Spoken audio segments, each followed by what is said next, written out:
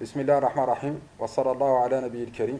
Aujourd'hui, on va traiter cet exercice de projectile sous la forme d'un service au cours d'un match de tennis. Donc, pour effectuer un service, un joueur frappe une balle avec sa raquette d'un point B à l'altitude h égale 2 mètres. Donc, voilà les joueurs. Ils frappent la balle à partir de ce point B. L'altitude du point B, donc c'est sa distance par rapport à l'origine O, c'est 2 mètres, h égale à 2 mètres. Celle-ci part avec une vitesse initiale V0 horizontale. Donc la balle part avec une vitesse initiale V0 horizontale. Le joueur souhaite que la balle passe à 10 cm au-dessus du filet, situé à 12 mètres du point de service. Donc, le souhait du joueur, c'est que la balle passe par le point C, qui se situe à 10 cm, donc 0,1 m au-dessus du filet. Ça, c'est le filet. Et le filet, sa distance par rapport au joueur, c'est 12 mètres du point de service. Et dont la hauteur égale 0,90 mètres. C'est la hauteur du filet, voilà, c'est 0,90 mètres. La première question, c'est d'étudier le mouvement de la balle dans le repère OX, OY. Voilà le repère proposé. L'origine, c'est O, X horizontal dirigé vers la droite. Et l'axe Y ascendant, vertical ascendant, lié à la surface de la Terre et dessiné sur la figure. La date à laquelle la balle quitte le point B est choisie comme origine des dates, t égale 0. Donc l'instant où le joueur frappe la balle, c'est l'instant considéré comme origine des dates, t égale 0. Quelle est la nature de la trajectoire? Donc pour l'étude de ce projectile, comme on a vu, donc le système étudié ici, c'est la balle, assimilée à un objet ponctuel. Donc on étudie son mouvement dans le référentiel terrestre considéré comme galiléen, muni du repère OX, OY, précisé par l'énoncé de l'exercice. Puisqu'on néglige la résistance de l'air, la seule force appliquée sur la balle au cours de son mouvement, c'est son poids. Donc la relation fondamentale de la dynamique s'écrit P égale mg est égal à ma. On simplifie la masse de deux termes, on obtient A, l'accélération de la balle au cours de son mouvement est égale à l'accélération de pesanteur. Pour établir l'équation de la trajectoire, on a déjà vu dans le cours qu'il faut 4 étapes pour l'établissement de cette équation. La première étape, c'est l'écriture des coordonnées des vecteurs accélération, vecteur vitesse initiale et vecteur position initiale. Commençons par l'accélération. On vient de démontrer que cette accélération est égale à l'accélération de pesanteur. L'accélération est égale à l'accélération de pesanteur. Le vecteur accélération de pesanteur est vertical dirigé vers le bas. Donc sa projection sur l'axe X est nulle parce qu'il est perpendiculaire avec. Donc AX est égal à 0. Et sa projection sur l'axe Y est égale à moins G. Parce que l'accélération est vers le bas et l'axe Y est orienté vers le haut. Donc, AX est égal à 0 et AY est égal à moins G. Passons au deuxième vecteur qu'on doit projeter, c'est les axes, c'est le vecteur V0. La projection de V0 sur les axes, le V0 est parallèle à l'axe X et de même sens que l'orientation de cet axe. Donc, la projection de V0 sur l'axe X, c'est V0. Donc, V0, X est égal à V0. Or, la projection du vecteur V0 sur l'axe OY est nulle parce que la vitesse V0 est perpendiculaire à l'axe OY.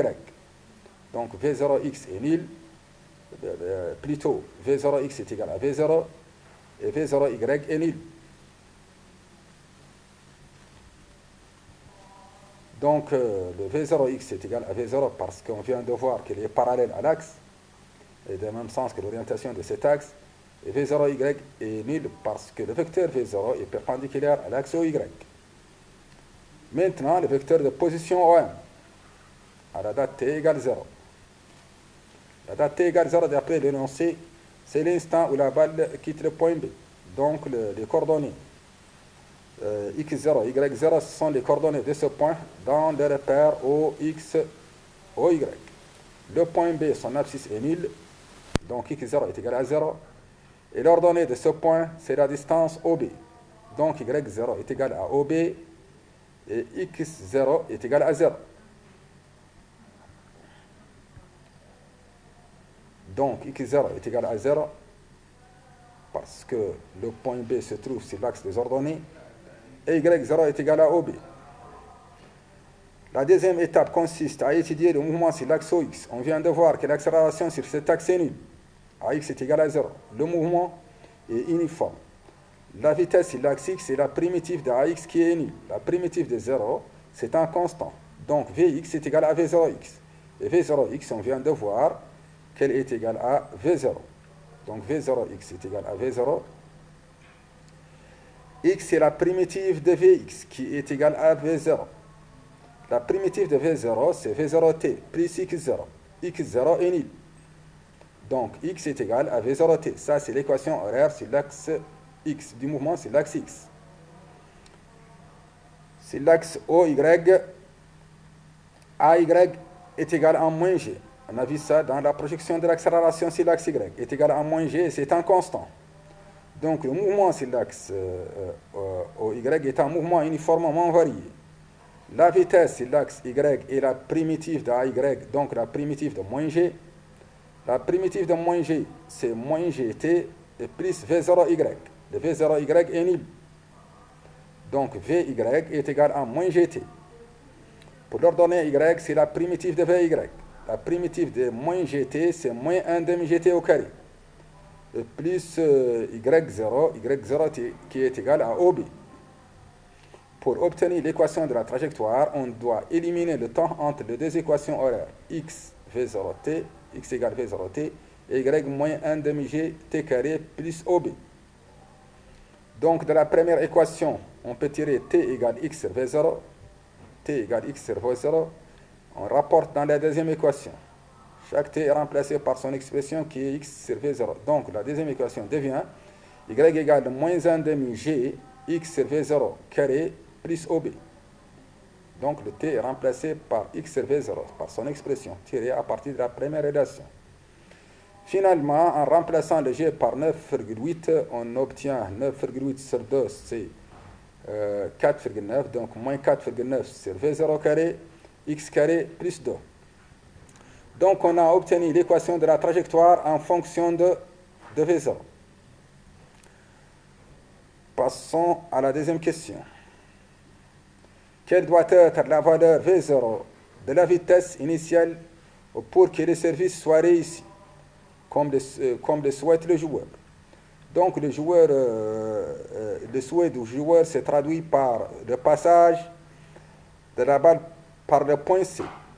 Et le point C, les coordonnées de ce point, son abscisse, c'est cette distance-là, cette distance qui est égale à 12 mètres. Donc XC est égal à 12. Et YC, c'est cette distance-là qui est 0,9 plus 0,1, donc 1 mètre. Donc le C, son abscisse 12 et son ordonnée, son abscisse c'est 12 mètres et son ordonnée 1 mètre. On remplace le Y par 1 mètre dans l'équation de la trajectoire et les X par 12. Donc l'équation de la trajectoire remplacée considérée au point C, 1 égale moins 4,9 sur V0 au carré plus 12 au carré, multiplié par 12 au carré plutôt, plus 2. On tire V0 au carré égale 4,9 fois 12 au carré. Après les calculs, on obtient V0 est égal à 27 mètres par seconde. Passons à la dernière question. À quelle distance OD de haut la balle frappe-t-elle le sol? Donc il demande la distance OD. Cette distance-là, il demande le calcul de cette distance. Cette distance représente l'abscisse du point D. L'ordonnée de ce point est nulle. Donc, le calcul de la distance OD, c'est le calcul de XD, avec YD égale 0. Parce que le point D se situe sur l'axe X, son ordonnée est nulle. Donc, on remplace dans l'équation de la trajectoire, on remplace YD par 0 et on tire les XD, qui est la distance demandée. La balle frappe le sol en D tel que YD égale à 0.